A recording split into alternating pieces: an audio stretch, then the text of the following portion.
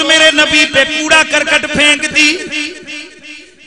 ایک دن وہ بیمار ہو گئی, میرے مصطفیٰ اس کے گھر تشریف لے گئے.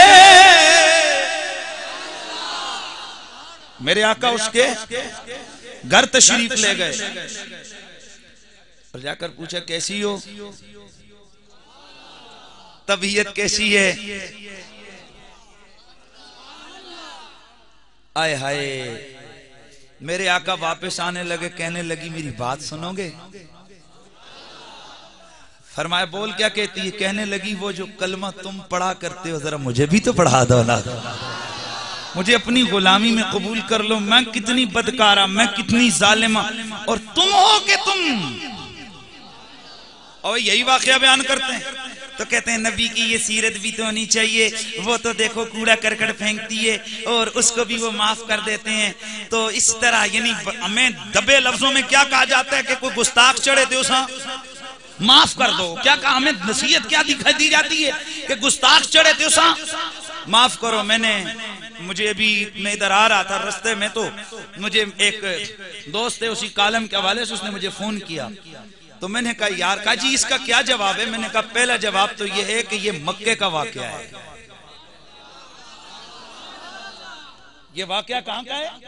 مکے کا. اور میرے نبی کی مکی زندگی میں میرے نبی کو اللہ نے جو تربیت کی تھی دین کے حوالے سے وہ یہ تھی کہ اے میرے حبیب, یہ جو مکے کے بدو, یہ ظالم, یہ کافر ہیں, انہیں بڑی حکمت سے, انہیں بڑی موعظت حسنہ سے دین کی طرف لاؤ.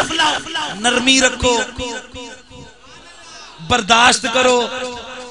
کیا کرو؟ برداشت. یہ کب کا واقعہ جی؟ اونچا بولو, کب کا واقعہ؟ اور مکی زندگی کی 124 آیتیں. اور کتنی آیتیں بولو, اونچا بولو, کتنی آیتیں؟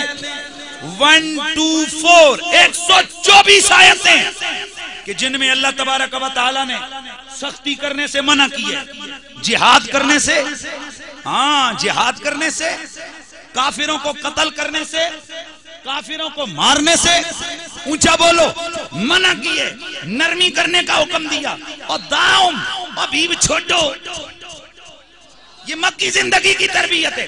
ابھی بھی تمہیں کچھ کہتے ہیں اور چھٹو جی, ابھی فتوکل اللہ, تسی اللہ تے توکل رکھو. ابھی بھی نہیں چھوڑو, انہیں لگے رہنے دو. یہ کب کی بات ہے بولو, اونچا بولو, کب کی بات ہے؟ مکی زندگی کی 124 آیتوں میں آرڈر کیا ہے؟ ان کو چھوڑیے, جتنا وہ کریں اتنا کیجئے, حکمت سے, پیار سے ان سے نپٹیے. اور جب میرا نبی مدینے میں آیا, اسلام غالب ہو گیا, کفر مغلوب ہو گیا, بدر کی شکست ان کے نام لکھ دی گئی. یار سبحان اللہ کی آواز آ جائے. بدر کی شکست ان کے نام لکھ دی گئی. خندق میں وہ سر ٹکرا کے واپس گئے. جب عالم کفر مغلوب ہو گیا, اسلام غالب ہو گیا, اذا جاء نصر اللہ والفتح کے معاہدے جافزہ میرا اللہ اپنے نبی کو سنانے لگا.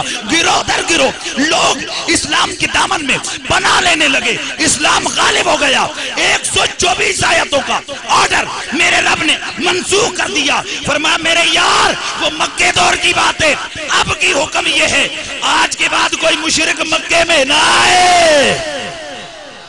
سبحان اللہ کی آواز آ جائے. آج کے بعد کوئی مشرک مکے میں, حرم میں, اونچا بولو, حرم میں. اور میرے حبیب ان کو اسلام کی دعوت دو. مانے تو ٹھیک ہے, اگر نہ مانے تو آئے نماز سقفو اوخیدو فقتلو تقتیلا. یہ جہاں ملے پھر ان کو چھوڑنا نہیں. ان کا رگڑا لگانا ہے. یہ کس کا حکم ہے بولو؟ مدینے کا. کس کا حکم ہے؟ تو ہاں مکے میں میرے رسول نے برداشت کی, ہاں مکے میں میرے نبی کے معاملات یہ ہوئے, لیکن مدینے کو نہیں دیکھتا کہ جب میرا نبی فتح مکہ کر کے مکے میں جاتے ہیں, گستاخوں کے بارے میں عرض کی جاتی ہے. آقا ابن قتل اور اس کے ساتھی دوسرے وہ کعبے کے غلاف تلے جا کر چھپ کے بیٹھے ہیں. ان کے من میں یہ ہے, ان کے دماغ میں یہ ہے کہ وہ کعبے تلے چھپیں گے تو انہیں کعبہ امن دے دے گا. میرے نبی نے فرمایا ادھر جاؤ, پکڑو. اشارے سمجھتے ہو تو بول بھی چھڑیا کرو نا.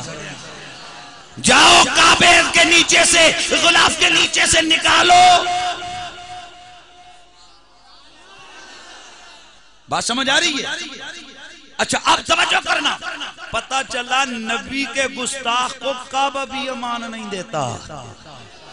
کعبے میں یہ جو نا کیا کہتے ہیں، کعبے میں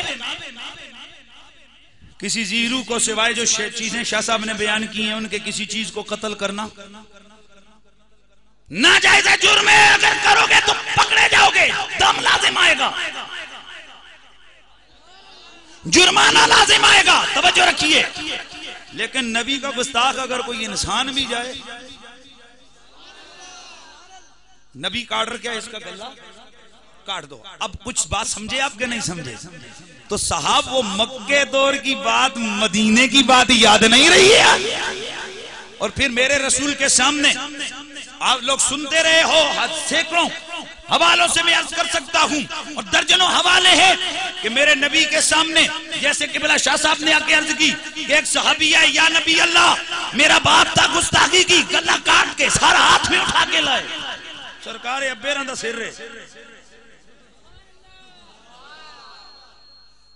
کیا کیا سرکار کے دا سر ایمان نال دسو جے اج دا روشن خیال تو با یہ کیسا دین ہے، ابے کا گلہ کٹ گیا. اور بندے دے پترا جتھے نبی آوے اتھے ابے رہن دی بھی دال نہیں گل دی. گج کے بولو سبحان اللہ کی آواز.